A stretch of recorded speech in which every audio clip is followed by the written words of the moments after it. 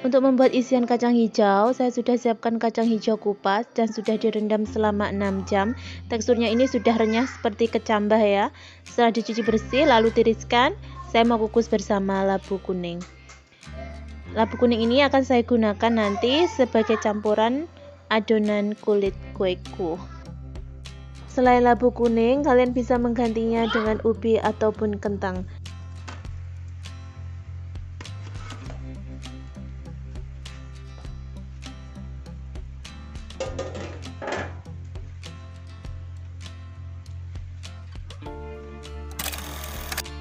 Langsung ke proses pembuatan isian. Bahan yang digunakan yaitu kacang hijau kukus, terus ada santan kanil yaitu santan dari perasan pertama, gula, terus ada daun pandan, garam, serta vanili.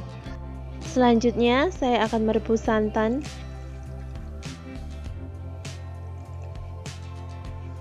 Sekalian garam, vanili, gula dan daun pandannya aku masukkan dalam satu panci. Sebenarnya santan ini bisa di skip dan diganti dengan air plus minyak ya teman-teman. Alasan kenapa saya rebus santannya supaya isian bisa tahan lebih lama meski dimasak dalam waktu yang singkat.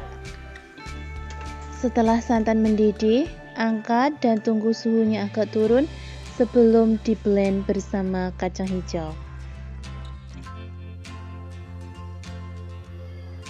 Lalu hasil blenderan ini akan dimasak dalam pan anti lengket hingga teksturnya nanti padat dan bisa dipulung menjadi bulatan ya teman-teman.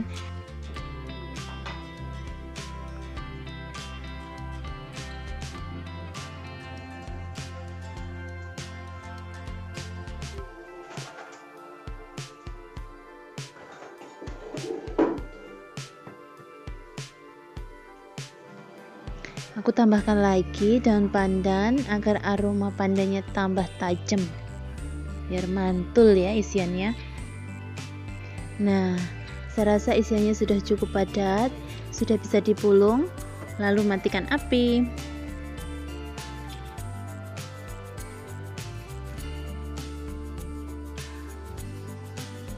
Nah, jadi ini isiannya saya timbang, masing-masing beratnya 20 gram.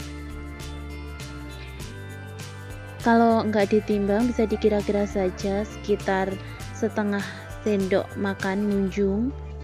Nah, setelah selesai dibentuk dan dihitung, ini tadi dapatnya 43 pieces. Jika isiannya sisa bisa disimpan buat isian bakpao, onde-onde, tangyuan atau wedang ronde juga bisa. Setelah selesai membuat isian, proses selanjutnya membuat adonan kulitku. Bahan yang digunakan ada tepung ketan, terus ada labu kuning kukus, lalu daun pandan, gula, ada garam, vanili, santan kanil, ada pewarna juga. Lagi-lagi santannya direbus dulu agar kuenya nanti lebih tahan lama. Masukkan juga gula, garam, serta vanili ya. Dan tak lupa daun pandannya. Untuk santan di sini juga bisa di skip dan diganti dengan air plus minyak goreng ya teman-teman. Sekarang sudah mendidih, matikan api dulu.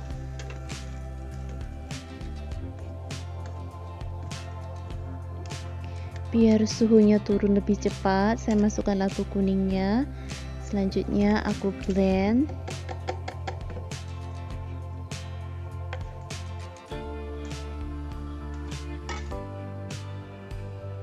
Selanjutnya campur bahan kering dan bahan cair.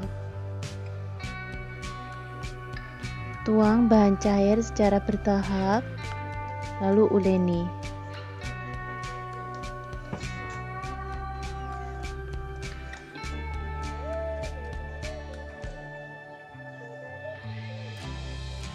Pada tahap ini tambahkan pewarna secukupnya ya.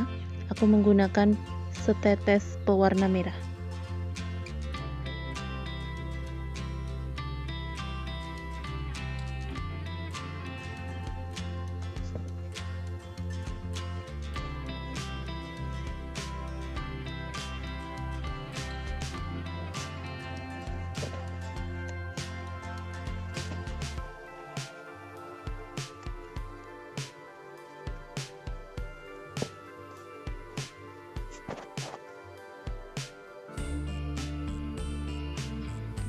Setelah adonan kulitnya jadi, saya mau timbang, kurang lebih masing-masing beratnya 45 gram. Jadi saya ambil adonan kulit seberat 45 gram, lalu bulatkan dengan telapak tangan. Selanjutnya tekan-tekan bagian tengahnya hingga membentuk seperti mangkok. Terus masukkan isian dan bungkus menggunakan adonan kulit.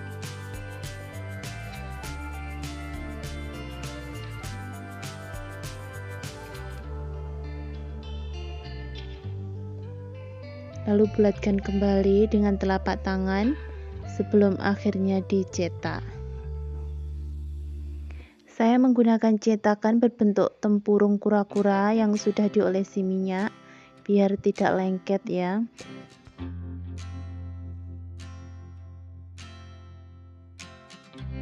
Setelah dicetak, kue akan aku letakkan di atas daun pisang yang sudah diolesi sedikit minyak. Gunakan sedikit minyak saja ya, biar kuenya tidak terlalu berminyak.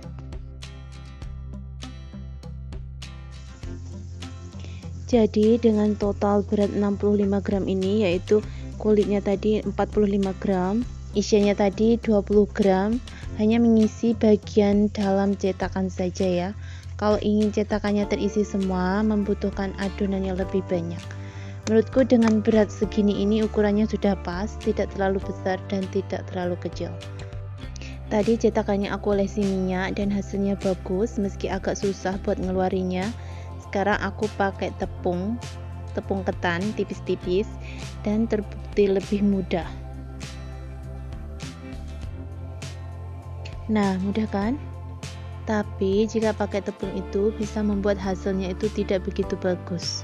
Apalagi kalau tepungnya ketebalan, motif cetakannya itu bisa tidak terlihat jelas alias kabur. Jadi usahakan setipis mungkin tepungnya ya.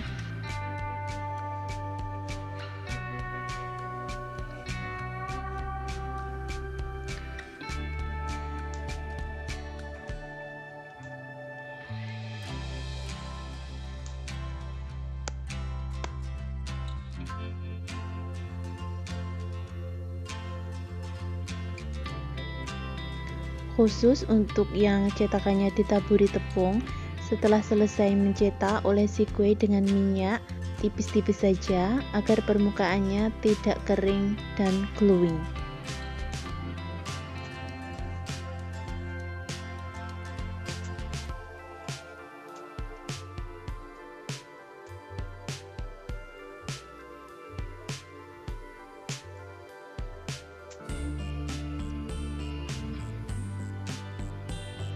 Selanjutnya dikukus. Jadi selama proses pengukusan kue ini bisa mengembang ya.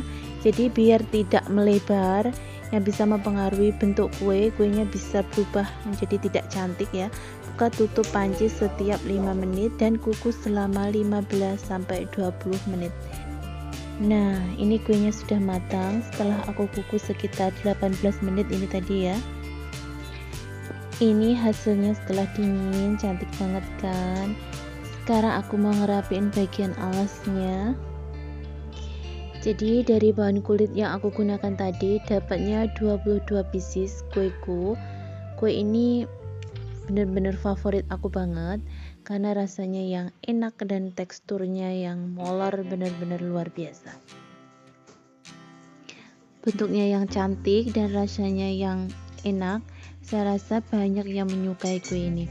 Jadi sangat cocok untuk camilan keluarga, isian snack box, maupun ide jualan. Demikian video dari saya, semoga tidak membosankan, bisa bermanfaat untuk kalian semua. Terima kasih dan sampai jumpa. 36,6.